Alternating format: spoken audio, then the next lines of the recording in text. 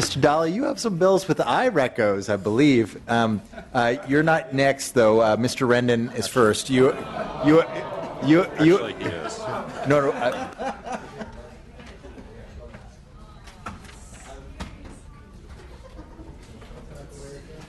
Chair and Vice Chair go last.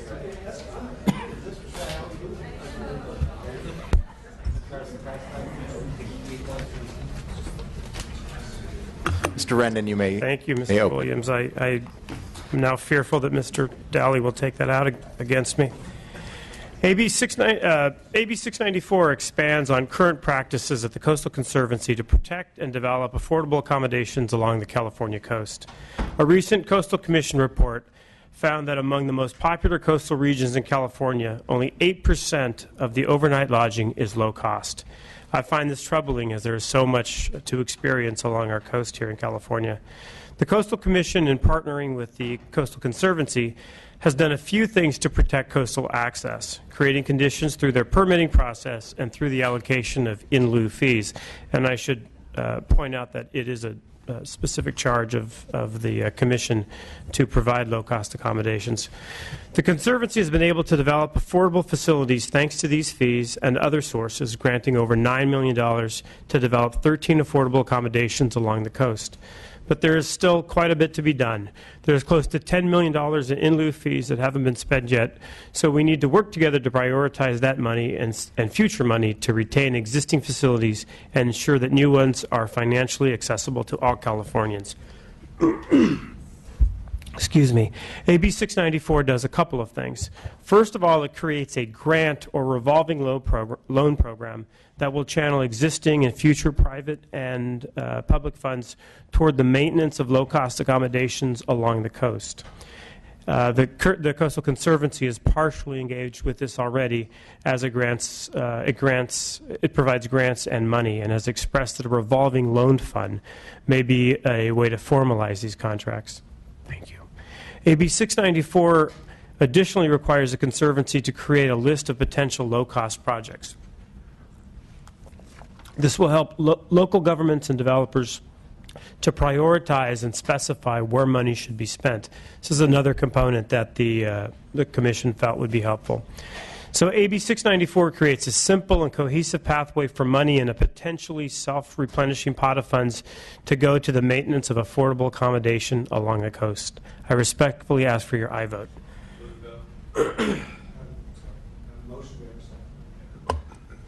Motion by Stone, seconded by Wood. What are your witnesses? Anyone wish to speak in I am my witness. In favor of the bill? I will. I probably can't do that, but.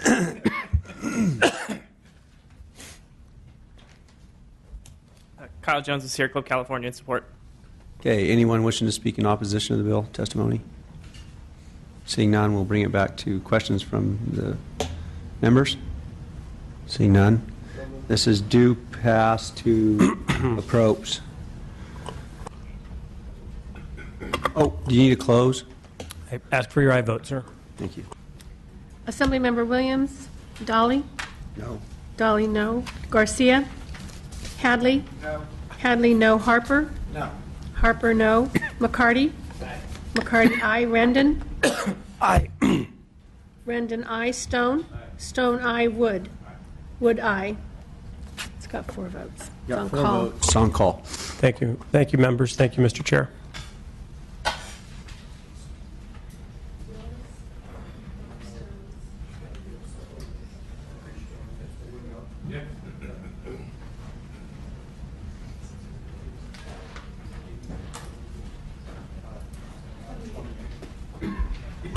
File item 28.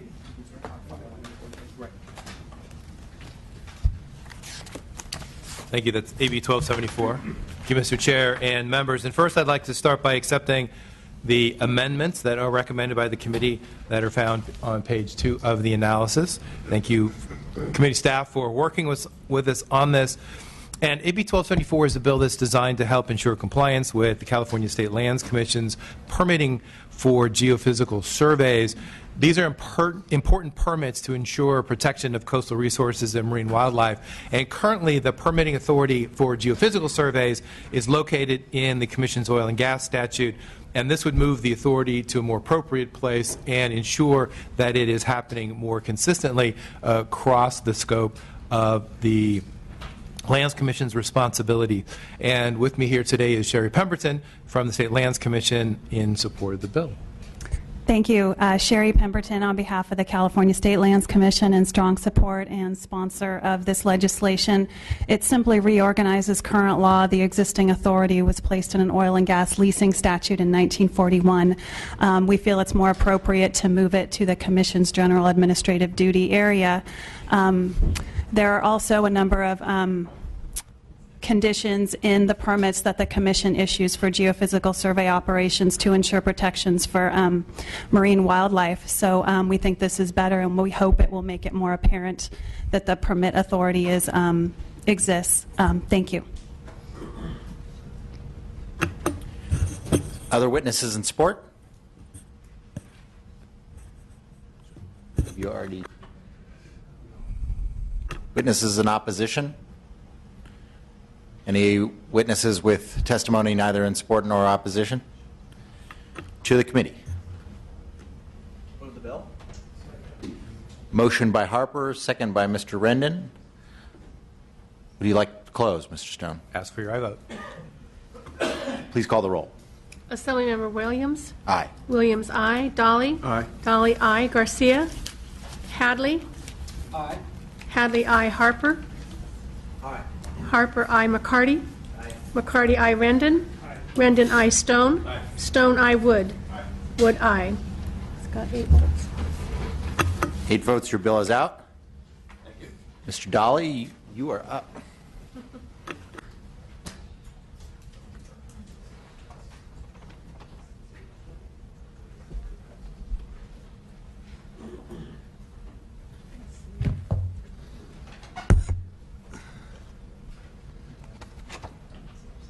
Which one do you want to hear first? Whichever you'd like, Mr. Dolly. If we could take up AB 590. Greenhouse Gas Reduction Fund. I want to warn you, Mr. Chairman, that I'm going to pass out some folders that have some photos in it, and there is one in there of a wildlife that got burned, and it may be a little objective to look at, but I want to just warn you that before you get an opportunity to look at it. So let me just explain the problem.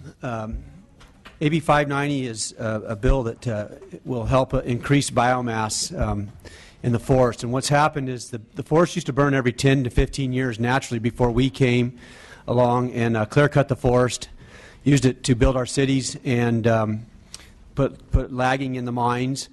And so what happened then is the forest grew back, and then we suppressed fire on the Smokey the Bear campaign for 80 years. And so what happens is we have a forest that's shade tolerant with too much fuel in it, and when lightning strikes or man-caused fire starts, so we have catastrophic events where the forest burns so hot and intense that the forest floor can even turn to glass because it's so hot.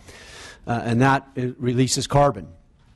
And then it decomposes and releases methane. So we have a two-sided whammy. So now the forest that naturally thinned by fire, before we messed with it, the fires would burn low, intense, and to the ground and take out the small brush and trees and leave our watersheds healthy, place for our wildlife to have habitat, and also have our meadows in a very structured way. So this bill will ask for greenhouse gas reduction funds to go into to help supplement the cost to get that biomass out of the forest. And the co-benefits to biomass are like tenfold. We get wildlife, we get air quality, we get water quality. The Nature Conservancy just came out a couple of weeks ago. There was an article in the Sacramento Bee that if we thin the forest, we can increase our water yield out of the forest from 3 to 6%. I believe it's more than that, but I'll take 3 to 6%, especially in this drought. So in this folder, if you'll take a look, there are some photos of the cone fire, which happened in Lassen County some years back. And if you look to the left of the page, there is an area that was not treated, and there's an area that was treated in in the 80s. And the area that was treated, you see live trees. That was because it was thinned, and the fire came and laid down on the floor, burned through the forest, and then when it hit the untreated areas, it annihilated the forest, taking all the trees out.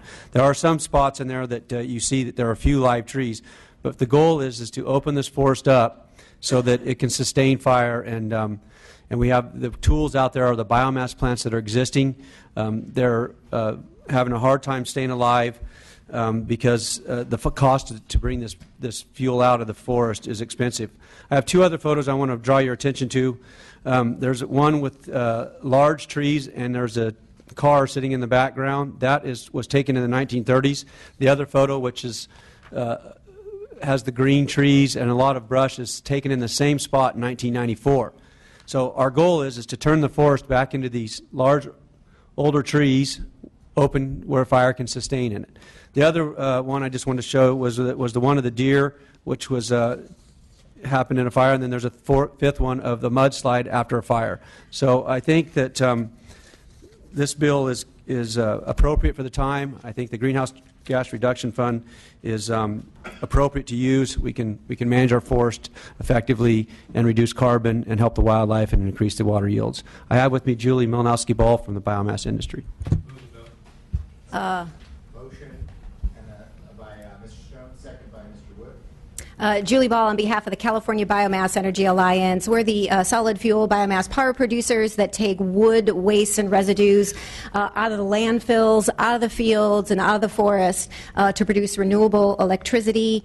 This fund is to ensure that ratepayers continue to pay for the renewable benefits, the avoided fossil of the technology, but the other beneficiaries pay their share to keep this technology alive and providing emissions reduction benefits when you don't open burn, reduce methane when you don't landfill or leave fuel in the forest, waste material to degrade and generate more methane. This is calculable GHG emissions reductions, 1.5 to 3.5 million tons of GHG emissions reductions of biogenic emissions, another 1 to 2 million tons for the avoided fossil.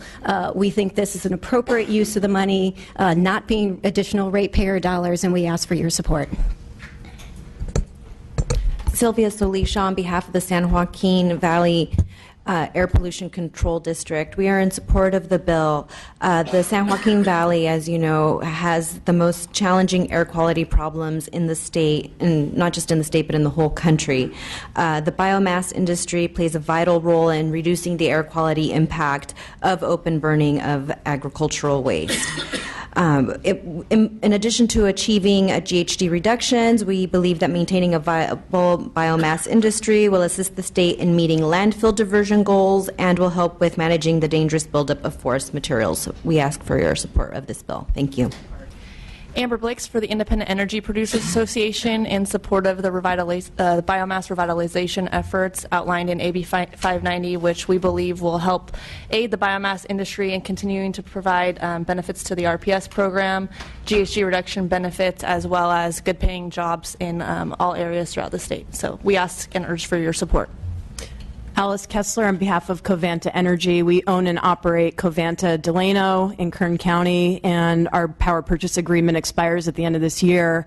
And without this bill, we believe the environmental and economic benefits we provide in that community are at risk, so we would urge your support. Kirsten Kolpicki with the California Forestry Association, also in support of the bill. Good afternoon. Kathy Lynch representing CR Nara, Waste and Recycling Company in Southern California, in support. Chris McKaylee on behalf of the Humboldt and Mendocino Redwood Companies, also in support. Other witnesses in support? Witnesses in opposition?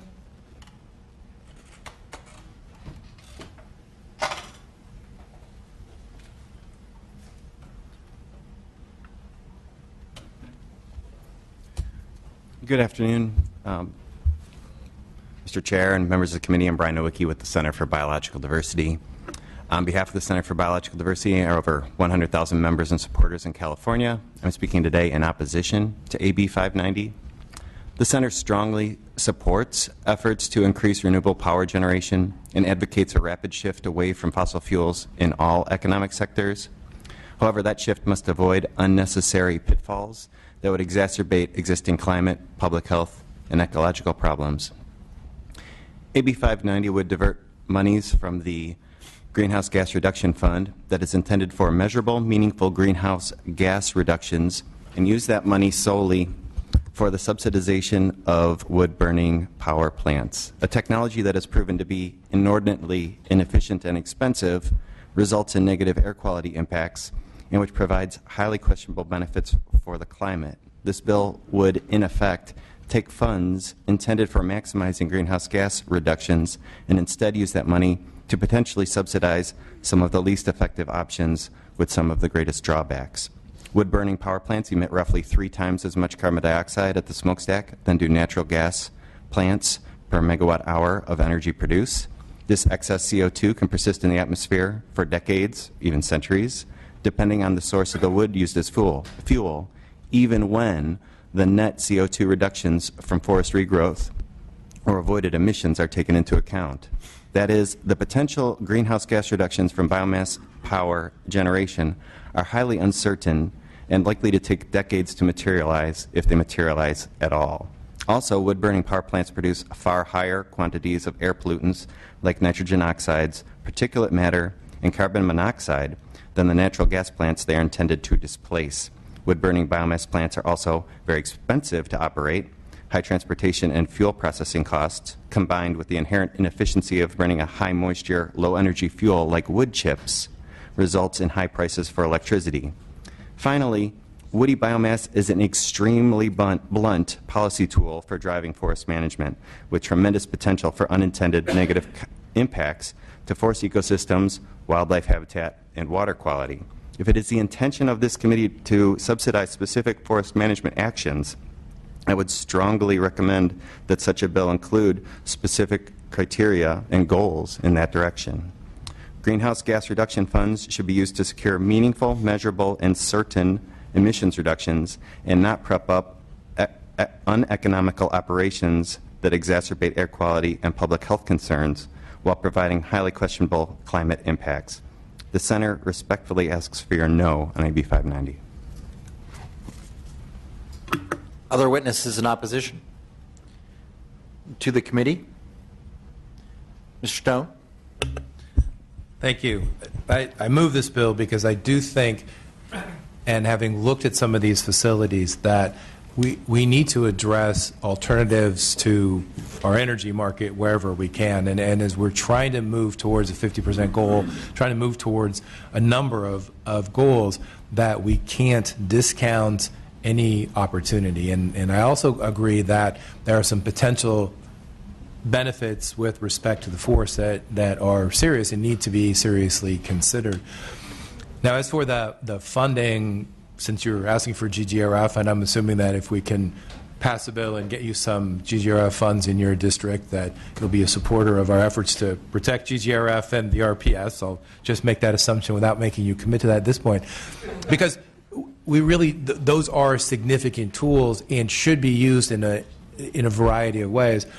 Points are well taken about habitat management and the potential downsides, but I think we have to take what's happening in Northern California and some of these other areas at face value based on what practices are there and look at policy that we can kind of balance and manage based on what is happening in changing some of the behaviors up there. And I, not to put words in your mouth, but that's the sense I get that you're trying to do, as well as protect and manage some of the economy in the very northern parts of California.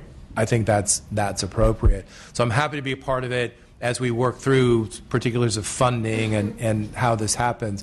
But I'm supporting it today because I'd like this to be a part of the conversation so that we're making sure we're looking at the breadth of options for future energy supply. Mr. Wood? Yes, I just want to let you know I'm going to be supporting this bill as well.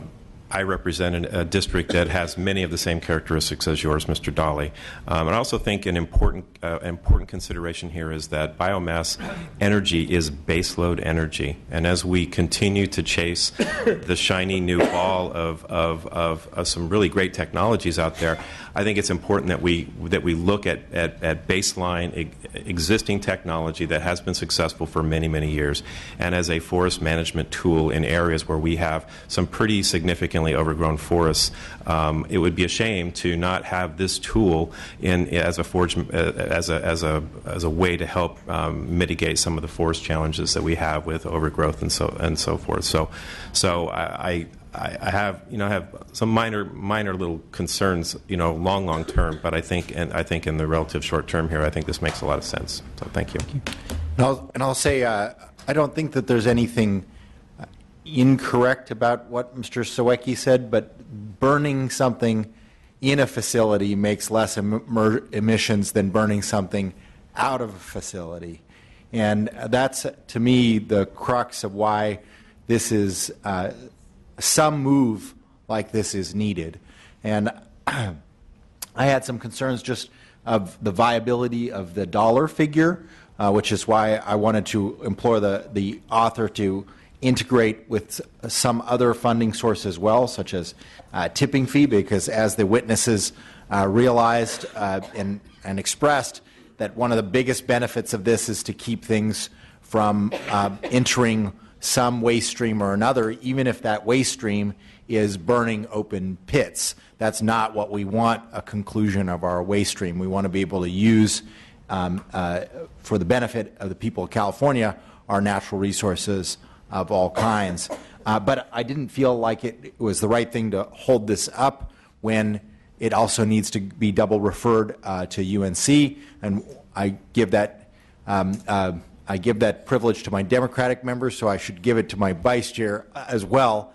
And so I'm pleased that you're working on this issue. I do think that there's some things that you should work on to make this have the best chance of success, so that we're not just sort of putting out a marker and hoping that we can hit the budget target, but that we actually can get the money.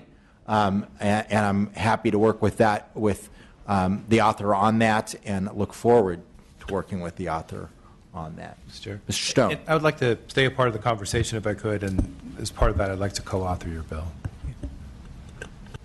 That's never a bad thing, is it? And Mr. Rendon as well. Any other comments or questions from the committee? What a great way to end the committee hearing is on some kumbayas. Would you like to close, Mr. Dolly? I would. Thank you, Mr. Chairman, and thank you for your comments, members. I would just like to let you know that for 20 years I've been working on this issue. I was a member of the Quincy Library Group, which was landmark federal legislation. I lobbied that bill in Washington, D.C. to do. The one thing that the timber industry, the ranchers, the schools, all up north came to one agreement was the forest is going to burn. If we don't do something about the fuel loading, it will burn. And we're seeing these mega fires, rim fire. It cost $190 million just in Siskiyou County last year to fight one fire from the federal forest. So this issue is not going to go away. I appreciate your comments. I will take them to heart. I know this is a heavy lift bill. It's the most important piece of legislation in my history as a legislator, and I thank you for that. And I ask for an aye vote, and I will continue to work on this. It's very important, not only for jobs but for the environment. There's been a motion and a second. Secretary, please call the roll. Assemblymember Williams? Aye. Williams, aye. Dolly? Aye. Dolly, aye. Garcia? Aye. Garcia, aye. Hadley? Aye. Hadley, aye. Harper? Aye. Harper, aye. McCarty? McCarty, aye. Rendon? Rendon, aye. Stone? Stone, aye. Wood? Wood, aye. It's 9 votes. 9 votes, Mr. Thank you. Mr. Vice Chair. You have 2 more bills, and then I will have 1. So the end is in sight, members. So AB 985.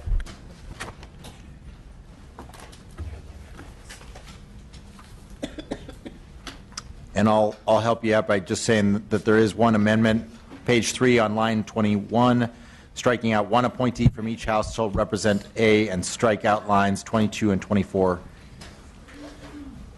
Simply, Mr. Chairman, we are just asking to come in line with other conservancies, and we're asking for the legislature to appoint members to the Sierra Nevada Conservancy Board, mainly just for the opportunity to educate and have some input at that level. And so I have one of the Sierra Nevada. Like to. Good afternoon, Mr. Chair. Brandon Sanders, Sierra Nevada Conservancy. Appreciate the consideration. Thank you. Witnesses in support. There's been a motion by Garcia, second by Mr. Wood. Good afternoon. Katrina Robinson on behalf of CalTrout in support. Other witnesses in support? Witnesses in opposition? To the committee? Questions? Comments? Stone? You have me as a co-author. Absolutely. All right. A couple co-authors. 3 co-authors. And this chair's recommendation is aye. Please call the roll. Oh, would you like to close? Respectfully ask when I vote. Assemblymember Williams? Aye. Williams, aye. Dolly? Aye. Dolly, aye. Garcia? Aye. Garcia, aye. Hadley? Aye. Hadley, aye. Harper? Aye. Harper, aye. McCarty? Rendon? Stone? Stone, aye. Wood? Wood, aye. 7 votes. Has 7 votes. Your bill is out. How about your last one?